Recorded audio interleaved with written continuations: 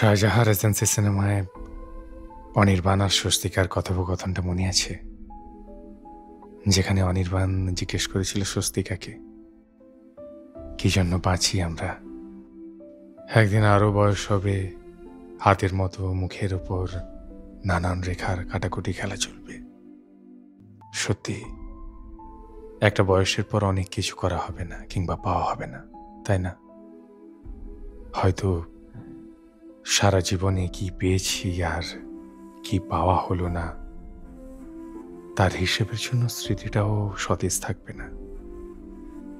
জীবন নামের কোনো প্রতিযোগিতা থাকবে না, আফসোস শোনার জন্য কেউ থাকবে না, কিংবা কোনটা আফসোসের কারণ তা বুঝে ওঠা হবে না।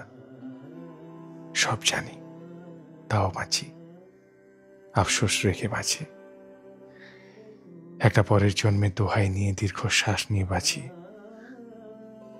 এই যেমন তোমাকে এই জন্মে পাওয়া হলো না বলেই আমি বেঁচে আছি।